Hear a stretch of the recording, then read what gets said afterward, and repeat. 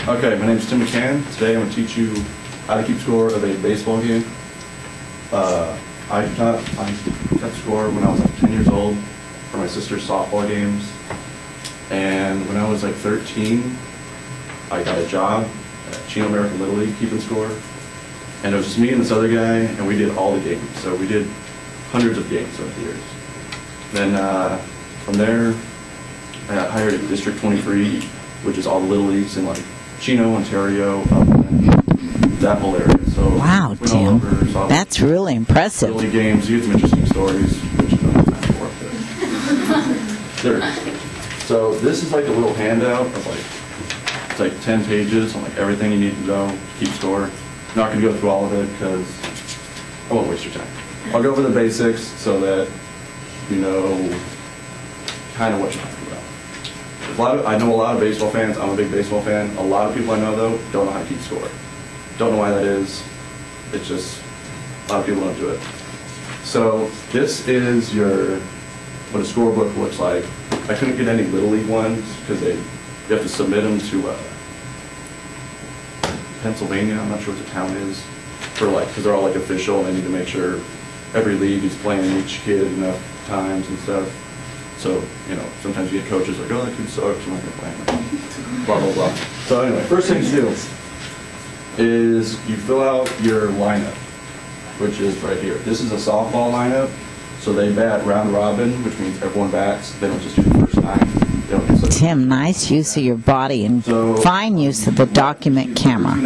You didn't have any problem with that at all, and it's so wonderful for us to be able to see it so easily. And you're looking out at us. Look at the command you've got. You're a natural at this, Tim. To give you a better idea, each one of these little squares is like about the size of a postage stamp. So you can't sit there and write like, oh, the second baseman threw it to the first. Good. But I think that we all know about the scorecards for bowling. My guess is it's about like that. So, for instance, you find one like if a shortstop throws it to the first baseman, that'd be 6-3. Just write 6-3, and you draw a 1 like down here in the corner, the bottom right of the corner, right there. There's a 1 in the circle. That's 1 out. So. Good, Tim. If it's a fly ball, you're talking to everybody. Dash, whatever the position number is, like F8. F8. You can do it 1 in the corner, or 2 or 3, whatever out it is. If it's unassisted, which means like ground ball to the first baseman, he just goes over and tags it. You don't just write 3 and circle it, because then that looks like third out. What you do is write U-3 and so on. So. Strikeouts are Ks, looking strikeouts are backwards Ks, and these little tally marks, kind of hard to see here, on the right side of the boxes are balls and strikes. And then if a runner gets on, like I did a little example over here, because this is all completed, you just circle on the left side, it says like 1B, 2B, 3B, which is like single, double, triple, you know, whatever the guy did, and you move left. You just like I got a single, draw a little line. And then the next batter gets a single, you have to move that second guy up all the way till they fill it in, which means they score. So just looking at it, you can see how many runs this team has scored. So big thing is just knowing the position numbers and just writing as little as possible. Because if, like you see, if the run scores, there's not a whole lot of space in there. So once the inning is over, like you can see right here, you just write a little hash mark and cross out these people. Next one starts. Next inning is going to start right there. Now, if you watch baseball, you do know that sometimes you get through the whole lineup and there's still not 3 outs. That's like a scorekeeper's nightmare.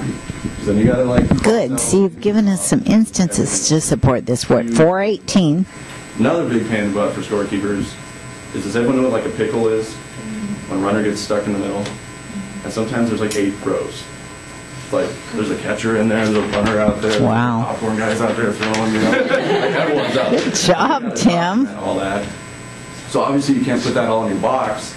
So what I do is like you just put a little star and then write it down on the side. Good. Like with all this space down here, just start writing it down. You can be like writing it on the table, you can be writing it anywhere else it's happening. You're just trying to like look it up, and if you got like a partner there, it helps. But you know, usually you don't want a partner there because, you know, if I got Eddie over here who's, you know, laughing and everything. And it's like I stop paying attention, then it's like next thing you know, there's 2 guys on, and it's like, well, how'd they get on, you know? Like, you might be, you know, screwing the kid out of a hit or something. Second big thing is the judgment. You sit there and you have like hits and errors, which doesn't sound like a big So deal. we finished positions at 5 minutes. But to kind of put things in perspective, I get a lot of people who go, yeah, man, when I was in Little League, I laid down a bunt and I got a home run. I go, no, you didn't. Because what happened was, you probably laid down a bunt, kid threw it out to right field, right fielder threw it over the fence, you know, all this stuff. I'm like, you scored a run, which is good for your team, but it actually goes against your batting average when you get on an error. And it goes against the other team's fielding percentages when they're making errors. So that's kind of like, I mean, that's just one for a home run doesn't happen ever, but like... Okay, see if you can't tie it together with a statement like you see that there's a lot more to it than meets the eye. Error, you know, stuff like that. But the last thing is substitutions.